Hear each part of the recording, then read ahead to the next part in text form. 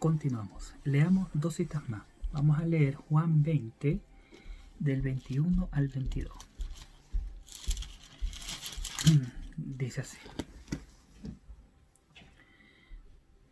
Entonces Jesús les dijo otra vez: paz a vosotros, como me envió el Padre, así también yo os envío. Fíjate que ahí está, así como el Señor plantó en ello, edificó en ello y los hizo crecer, así el Señor también lo estaba enviando.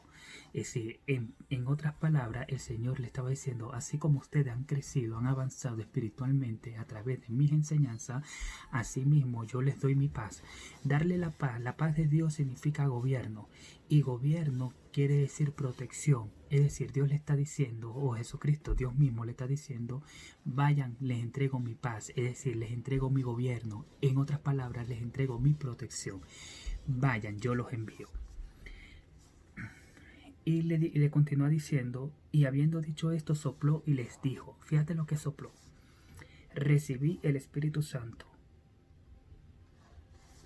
Recibí el elemento de Dios, recibirlo. Y lo recibieron completo. Pero vuelvo y te repito, la experiencia, el conocimiento, la iluminación, todo lo que incluye el tener el Espíritu Santo, tenían ellos que, con las disciplinas espirituales, oración, ayuno, vigilia, meditación de la palabra, lectura de la palabra, estudio de la palabra, sumisión, humildad y todas estas cosas, ellos tenían que aumentar ese elemento de Dios. Hechos 4:8 dice: entonces Pedro, lleno del Espíritu Santo, les dijo: gobernantes del pueblo y ancianos de Israel. Otra vez vemos el elemento de Dios. Pedro, un hombre que era bastante, como le digo, era bastante tardo para hablar, era uno de los discípulos más violentos, pero sí era uno de los discípulos más cobardes. Lleno del Espíritu Santo, o sea, lleno, aumentado el elemento de Dios en él, tuvo la valentía de pararse y predicarle a toda esa gente en el día del Pentecostés. Eso es lo que produce en el cristiano que el elemento de Dios aumente. En el principio, cuando Dios creó al hombre, hizo de él un vaso, ¿ok? Un vaso como este. El propósito eterno de Dios era entrar en el hombre y mezclarse con él para llenarlo de sí. Con tu permiso.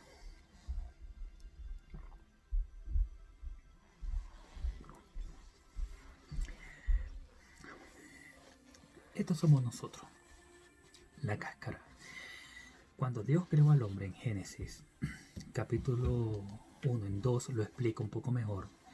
Dice que él tomó barro de la tierra que había, de la arena que había creado, hizo una figura, el barro, pongamos que este vaso es el barro, y sopló sobre él aliento de vida. Y cuando el aliento de vida de Dios tocó o se unió con el vaso, que era una tierra inerte, un barro inerte, cobró vida y dice que surgió un tercer elemento. Este tercer elemento es el alma. Dios tomó barro, el barro es el cuerpo, es el cascarón, es el vaso, el aliento de vida es lo que llena el vaso, y cuando el aliento de Dios sopla sobre el cuerpo, se crea un tercer elemento que es el alma viviente. Después vamos a ver un estudio cuando terminemos el discipulado acerca de la anatomía espiritual del hombre. Cuántas partes está compuesto el hombre, toda persona, no hablo de los cristianos, todo ser humano. Eso tiene que ver con la tricotomía y la tricotomía para el griego y la dicotomía para el hebreo. Lo importante de saber ahora es que cuando Dios creó al hombre al principio, su intención fue llenarlo de sí. Producto del pecado, eso que Dios había llenado se bloqueó. Imagínate que aquí adentro está el aliento de Dios. El pecado hizo esto, bloqueó el elemento de Dios. Entonces, ¿cuál es nuestra lucha constante? Este es el cuerpo, ¿ok? ¿Cuál es nuestra lucha constante a través del alma? Quitar esta barrera. golpearla de adentro, golpearla hasta poder hacer un hoyo y poder hacer que el Espíritu salga a flote y se pueda unir al Espíritu Santo. Ahora, ¿qué es lo que hizo Cristo en la cruz? Por nosotros quitó esta barrera.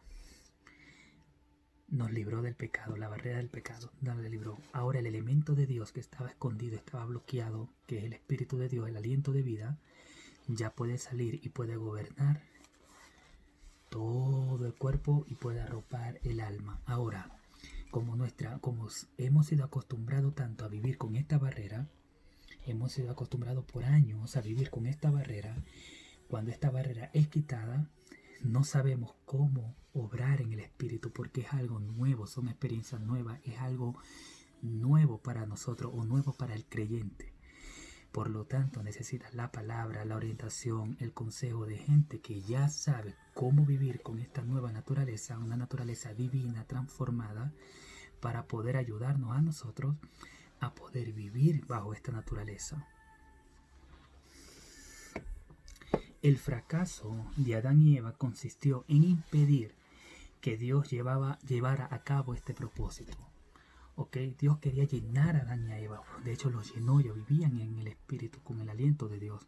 Sin embargo, cuando pecaron, lo que hicieron ellos fue impedir que Dios lo siguiera haciendo. Ahora,